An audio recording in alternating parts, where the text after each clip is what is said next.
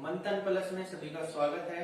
आज के इस लेक्चर में हम बात करने वाले हैं मॉडुलस ऑफ इलास्टिसिटी के टाइप, यानी कि type of modulus of elasticity.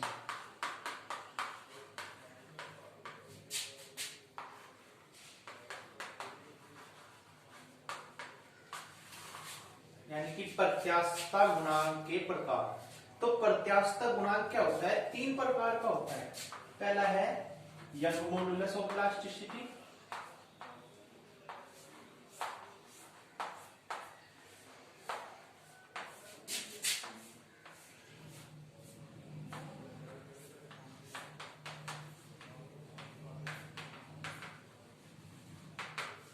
ठीक है। दूसरा बल्क मॉडुलस ऑफ इलास्टिसिटी, और तीसरा है मॉडुलस ऑफ रिजिडिटी।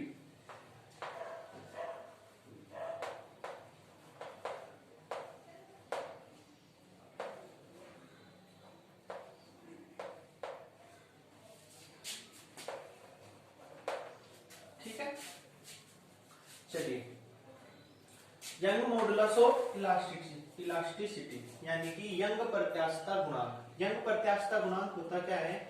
यंग प्रत्यास्थता गुणांक हमने प्रतिबल पढ़ा है, इसमें स्ट्रेस के बारे में,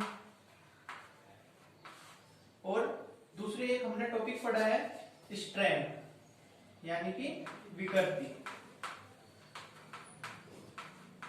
ठीक है, तो प्रतिबल भी तीन प्रकार का होता है और विकृति भी तीन प्रकार की होती है। प्रतिबल के प्रकार क्या क्या होते हैं?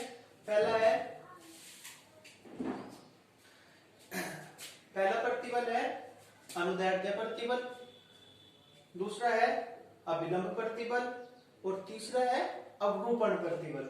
इसी तरह विकृति भी तीन प्रकार की है, अनुदैर्ध्य विकृति, आयतन विकृति और अवरूपणी विकृति। तो जो यंग मॉडुलस ऑफ इलास्टिसिटी है वो अनुदैर्ध्य प्रतिबल और अनुदैर्ध्य विकृति का अनुपात होता है।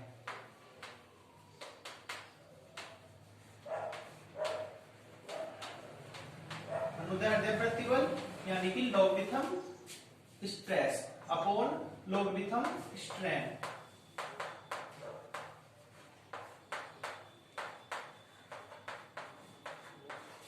ठीक है, इसे हम y से डिनोट करते हैं। तो यंग प्रत्यास्थता गुणांक, यंग मॉडुलस ऑफ इलास्टिसिटी की डेफिनेशन क्या हुई कि यंग प्रत्यास्थता गुणांक अनुदैर्ध्य प्रतिबल और अनुदैर्ध्य विकृति के अनुपात के बराबर होता है। The Young modulus of elasticity is equal to the ratio of logarithm stress and logarithm strain. ठीक है, अब देखिए, माना मेरे पास कोई एक तार है जो मैंने किसी एक फिक्स बेस से बांधा हुआ है, किसी दृढ़ आधार से बांधा हुआ है। इसे मैंने एक mg द्रव्यमान का कोई पिंड लटकाया mg वेट का। तो जो इसके लंबाई में वृद्धि है वो पहले इसकी लंबाई l थी और बाद में इसकी लंबाई में l वृद्धि और हो गई स्मॉल l। ठीक है, तो जो अनुदैर्ध्य प्रतिबल होता है वो होता है फोर्स अपॉन एरिया। ठीक है, एकांक क्षेत्रफल पर लगा हुआ बल। और अनुदैर्ध्य विकृति क्या होती है? प्रारंभिक लंबाई यानी कि लंबाई में वृद्धि अपॉन प्रारंभिक लंबाई, यानी कि विकृति का मतलब जो बाद में चेंज हुआ वो अपॉन जो पहले था वो। ठीक है, तो इसकी लंबाई में जो वृद्धि हुई वो है L और इसकी जो पहली लंबाई थी वो है L। ठीक है, यानी F इक्वल टू हो गया, L ऊपर चला जाएगा, A नीचे, F L upon A L। ठीक है, अब F की मैं बात करूं तो बाहर नीचे लगा है mg, तो y इक्वल टू हो गया, F की जगह रख देंगे हम mg L अपॉन। ठीक है, एरिया की मैं बात करूं क्योंकि एक तार है और यहाँ पर एरिया जो तार के नीचे होता है, एरिया एक सर्किल होता है, तो सर्किल का एरिया होगा यानी A equal to pi r square L। हमने यहाँ पे नीचे का जो सर्किल था वही क्यों लिया? क्योंकि जैसे ये तार है, हम बल किस पर लगा रहे हैं? इसकी इस दिशा के अनुदिश लगा रहे हैं, तो हम सिर्फ ये वाला एरिया ही लेंगे क्योंकि हम इस एरिया पर ही बल लगा रहे हैं नीचे। ठीक है, तो यंग मॉडुलस जो इलास्टिसिटी है, यंग प्रत्यास्थता गुणांक y mgl upon pi r square है। ठीक है, अब बात करते हैं बल्क मॉडुलस की। बल्क मॉडुलस होता क्या है? बल्क मॉडुलस जो दूसरे वाला प्रतिबल है और दूसरे वाली विकृति है उसके अनुपात के बराबर होती है। दूसरा प्रतिबल कौन सा होता है? अभिलंब प्रतिबल, यानी कि बल्क मॉडुलस को b से डिनोट करते हैं, यानी कि अभिलंब प्रतिबल और आयतन विकृति के अनुपात को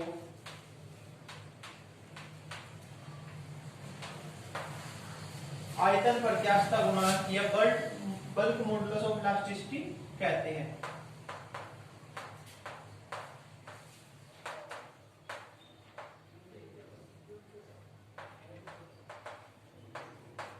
ठीक है, चलो बीज पलटो। अब माना मेरे पास कोई ये वस्तु है, मैंने इस पर P बल लगाया और इसके जो आयतन में पहले इसका आयतन V था और फिर इसका आयतन डेल्टा V जो है वो घट गया। जब मैंने इस पर P दाब लगाया, जब P इस पर दाब लगाया तो ये इसका जो आयतन है वो V से V में से स्मॉल v कम हो गया, यानी इसका जो बाद का जो आयतन है वो V माइनस डेल्टा V हो गया। ठीक है, तो अच्छा प्रतिबल क्या हुआ? P, क्योंकि मैंने इस पर P प्रेशर डाला है। ठीक है, और आयतन विकृति चेंज इन वॉल्यूम यानी आयतन में परिवर्तन और बटे प्रारंभिक आयतन। ठीक है, और यहाँ पे हम माइनस लगा देंगे। क्यों? माइनस चिन्ह ये प्रदर्शित कर रहा है कि जो आयतन है वो घट रहा है। ठीक है, V ऊपर चले जाएगा और P इक्वल टू हो जाएगा PV अपॉन डेल्टा V। ठीक है, तो ये है आयतन प्रत्यास्थता गुणांक यानी कि bulk modulus of elasticity. Bulk modulus of elasticity होता क्या है? अभिलंब प्रतिबल और आयतन विकृति के अनुपात को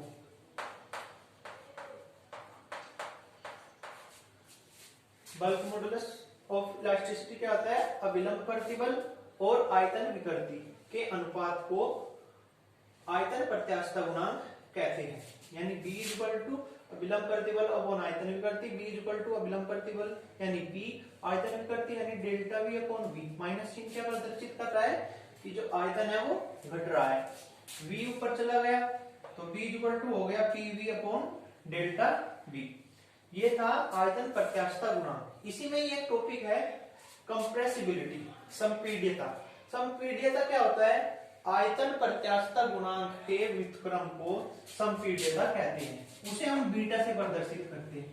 beta is equal to 1 upon B, यानी compressibility is the inverse of bulk modulus of elasticity. ठीक है, अब आते हैं मॉडुलस ऑफ रिजिडिटी, दृढ़ता गुणांक।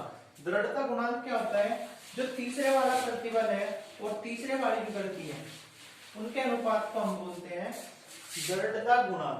ठीक है, तीसरा प्रतिबल कौन सा है? इसे ईटा से प्रेजेंट करते हैं। तीसरे वाला प्रतिबल है अवरूपण। अवरूपण प्रतिबल अपॉन अवरूपण विकृति।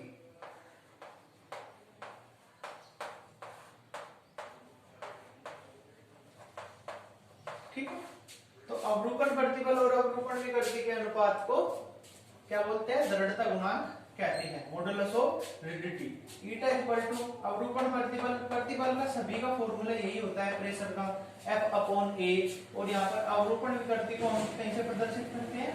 थीटा से। तो ईटा इक्वल टू हो गया F अपॉन A थीटा। ठीक है, ये हो गया मॉडुलस ऑफ रिजिडिटी, दृढ़ता गुणांक। ठीक है, तो दृढ़ता गुणांक किसे बोल रहे हैं? अवरूपण प्रतिबल और अवरूपण विकृति के अनुपात को दृढ़ता गुणांक कहते हैं। ठीक है, ये जितने भी हम इलास्टिसिटी के बारे में पढ़ रहे हैं, इलास्टिसिटी का मतलब जितने भी हमने ये मॉडुलस पढ़े, पहला ये यंग मॉडुलस, बल्क मॉडुलस और रिजिडिटी, ये तब होगा जब जो विकृति है वो बहुत ही ज्यादा कम हो, यानी कि ये जो जितने भी गुणांक है ये प्रत्यास्थ की सीमा के अंतर्गत होते हैं, ठीक है। यानी कि प्रत्यास्थ की सीमा के अंतर्गत जब विकृति बहुत ही ज्यादा कम हो, ठीक है। तो ये था types of modulus of elasticity. तो अगर आपको कुछ डाउट हो तो कमेंट बॉक्स में पूछिएगा। मिलेंगे अगली वीडियो में, तब तक के लिए नमस्कार।